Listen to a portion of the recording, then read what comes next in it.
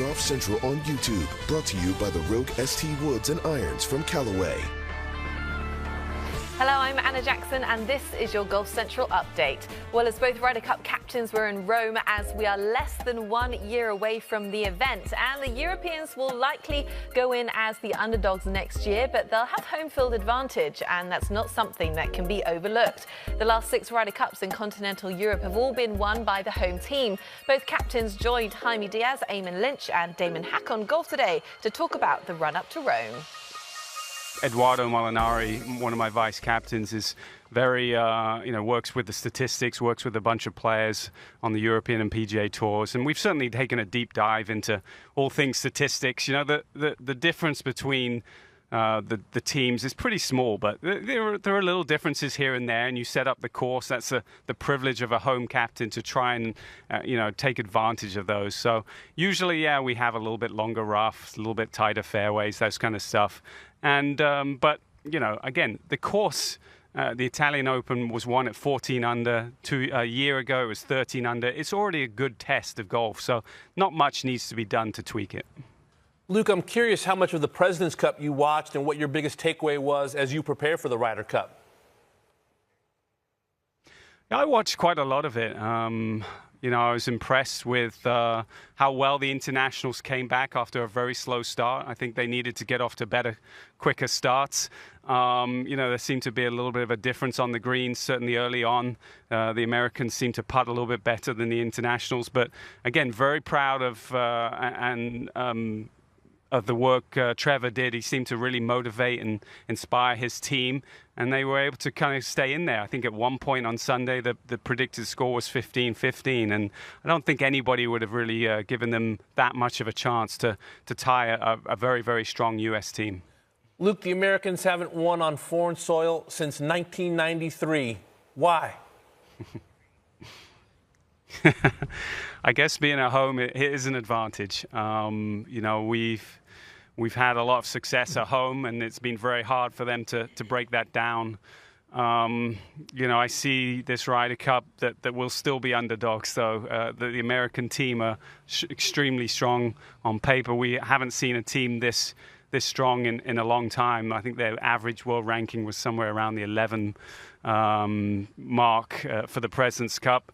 They have some teams that seem to be forming great relationships. The Schauffele and Cantleys, the JT and Jordans, they seem to be gelling extremely well, and they have great win percentages under their belts. So it's still going to be a very tough test, but certainly having that home advantage is going to even it out a little bit. Luke, I see you're doing the tried and tested strategy of Ryder Cup captains when you're asked about 6 straight wins and you start talking about how the American team are the overwhelming favourites again. But do you feel pressure not having lost at home for so long? Does that add to the pressure, or is the pressure what it's going to be for you anyway? I think the pressure is what it is. We'll be... working over the next 11 months to, again, put everything in place to give us the best opportunity, and certainly have 12 guys that are ready to go to battle. And it's not going to be easy, as I said. The Americans are going to be very, very strong. We know that. But we will be prepared, and we'll give it our best shot. Luke, we hear a lot about the depth on the American team, whereas on the other side there's this perception that Europe just has a small core group of superstars and then the bench gets thin. But when you look at these first few weeks of qualification, you had winners in Bob McIntyre and Guido Migliozzi and Shane Lowry, and then runners-up in various tours like Danny Willett and Alex Noor and Sepp Straka. Do you think there's a lot more depth on the European team than it's perhaps given credit for right now? I do, Eamon, and I couldn't have been happier with the start of the qualification. As you said, Bob McIntyre stepping up, Guido, again, stepping up, hitting one of the best shots, probably going to maybe be the best shot of the year into that 18th hole at Paris National. We all know who've played that hole how difficult that shot is, and to do it under pressure. Those are the kind of things that I'm looking at, when it will come to picks. Guys that can really step up when the pressure's on and step up and hit great shots. So, I'm excited about how qualification has started. I've seen a lot of, some of these players that, might have been fringe players really stepping up and showing me what they have, and that's very encouraging. The beauty of sport is just the mere fact that, hey, in team sports in particular, there's a visitor and a home team. When you're going into a hostile environment, when you're going into Europe, when you're coming into, well, Paris, in 18 and now Rome in 23, it's difficult. And, every decision you make feels pretty heavy. But that's okay. That's the Ryder Cup. I don't know if there was any true mistakes made. I would just say the beauty of sport is it comes down to execution. It comes down to fairways hit, greens hit, and putts made. A lot of that is out of my control. However, I want to put those guys in the best position for success. I don't want to look back and regret things. I don't know how that's going to look, certainly over a year from now, but I welcome that challenge. I mean, that's really what it is. It's just it's an opportunity and a challenge that I'm fully embracing. What I've experienced in my 3 playing here, I've always kind of said, it's great to be a part of a Ryder Cup team. Playing in one is the best, certainly honor that I've had in my sport, and certainly as a pro. I probably almost prefer playing more over here because it's difficult. I love difficult situations. I love playing in the United States with our American fans, but I love seeing teams. I love being immersed into something that's really trying and hard. And so hopefully the team will understand that and reflect that's exactly what this is an opportunity. We haven't had much success here. I certainly haven't as a team or playing on the teams I played on, but all the more reason to fully accept that difficulty and let's just go fight. Let's go execute, be yourself, and play as a team. Zach, you've said that the Ryder Cup is the purest form of golf. Why is that?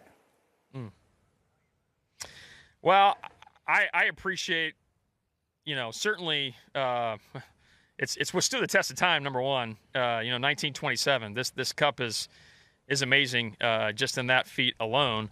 I think it's the purest form because really what it comes down to, it's not about one individual. It's not about self. It's about team. It's about your country. It's about who you represent and why you represent them. And then I would couple that with just the mere notion that, we play an individual game, a mundane sometimes individual game, week in, week out, year after year. And so when you can take such an individual element and take it into a team atmosphere, especially as a team sport guy, it's just special. It's unique. And so, you're playing for more than yourself. That's the bottom line, and I think that's what the Cup stands for. Zach, when you talk about how the Cup has thrived on the perception that guys are playing for more than themselves, has it been diminished by this perception that exists now that so many people were willing to potentially walk away from the Ryder Cup for money? I can't speak on behalf of fans and what others think. What I know is that other guys have made choices, and that's their own prerogative. What I know is that when it comes down to certainly the Ryder Cup, year after year, when I was trying to qualify these teams, it was one of my highest, if not my highest goal on my list.